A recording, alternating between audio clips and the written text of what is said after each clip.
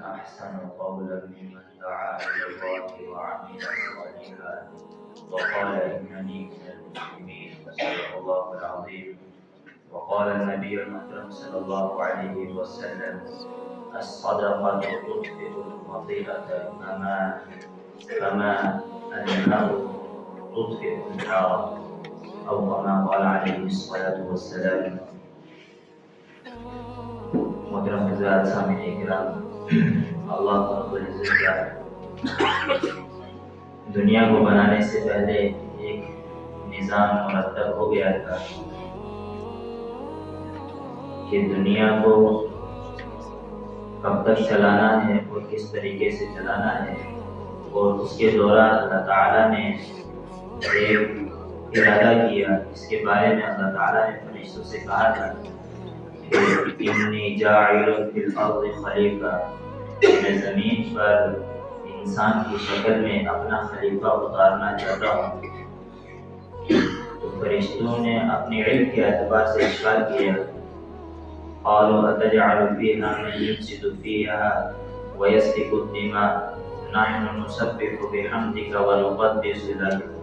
کہ باری تعالیٰ، آپ نے دیکھا نہیں کہ جب آپ نے اس سے پہلے ایک مخلوق کو بنایا تھا تو انہوں نے آپس میں فساد کیا، خون بہایا، ایک دوسرے کا قتال کیا، ایک دوسرے کو زیر کیا اور زمین کو سفاکیت سے بھر دیا، ظلم و تشدد سے زمین کو بھر دیا، اور وہ جنات تھے.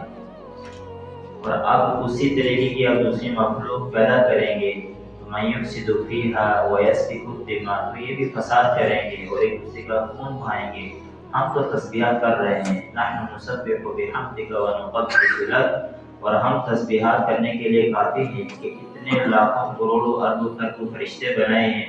بعض فرشتے جو ہیں وہ تو صرف اور صرف تلاوت کرتے ہیں، اور بعض فرشتے صرف اور صرف تسبیحات کرتے ہیں، اس کے علاوہ زندگی بھر قیامت تک کوئی کام نہیں.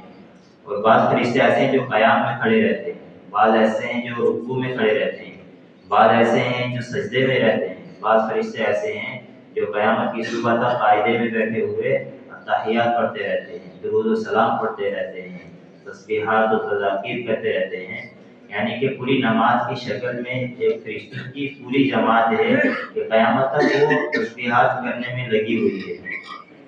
تو انہوں نے کہا کہ اگر آپ نے یہ مخلوق عبادت کے لیے بنانی ہے تو عبادت کی کمی نہیں ہے. ملائکہ فرشتے بے انتہا کثرت سے عبادت کرتے ہیں اور ان کا ایک ہی مقصد ہے عبادت کرنا. اور یہ جو مخلوق بنا رہی ہے تو بہت سارے مقاصد ہیں، ان کے بہت سارے کام ہیں، بہت سارے مشاغل ہیں. تو عبادت میں تو یہ خاص کچھ بینیفٹ تو نہیں دیں گے، لیکن اللہ تعالیٰ نے کہا انی اعلم ما لا تعلمون، جو میں جانتا ہوں تم وہ نہیں جانتے.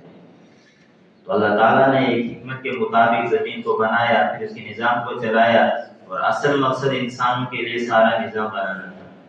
اور پھر انسانوں کو آزمانے کے بعد، ابتلا کرنے کے بعد ان کے لیے ایک فیصلہ کرنا ہے کہ کون کہاں جائیں گے اور کون کہاں جائیں گے. اور سب سے بڑا اللہ کا احسان یہ ہے کہ اللہ تعالیٰ نے کسی بھی مخلوق کی رہبری نہیں کی، خود ان کو پہچاننے کے لیے بھیج دیا کہ تمہارا مالک کون ہے. پرندے آتے ہیں، وہ بڑے ہوتے ہیں، خود اپنے رب کی تسبیح کرتے ہیں. کوئی نبی نہیں آتا ان میں. جنگلوں کے جتنے بھی جانور ہیں ان کے درمیان کوئی نبی نہیں آیا، اس لیے کہ مکلف نہیں بنایا. اور یہ واحد مخلوق ہے جس کو اللہ تعالیٰ نے مکلف بنایا ہے. مکلف کے معنی ہے ذمہ دار بنایا ہے. اللہ تعالیٰ نے کوئی ذمہ داری دی ہے، وہ خاص ایک مخلوق یہ ہے نوع انسانیت جس کو یہ ذمہ داری دی ہے. اور جتنا باقی نظام بنایا ہے، چاہے وہ جانور ہیں، چاہے وہ پرندے ہیں، چاہے وہ درخت ہیں، چاہے آسمان ہے، چاہے زمین ہے، چاہے ماں بینہ کا سارا سسٹم ہے، وہ سارا انسان کے لیے بنایا ہوا ہے. تو پھر اللہ تعالیٰ نے ایک نبی کا سلسلہ چلایا جو انسانوں کو سمجھاتے رہے، بتاتے رہے، اور اس کے بعد جو ہے وہ اپنے اعتبار سے ماننے والے مانتے رہے، عبادت کرتے رہے.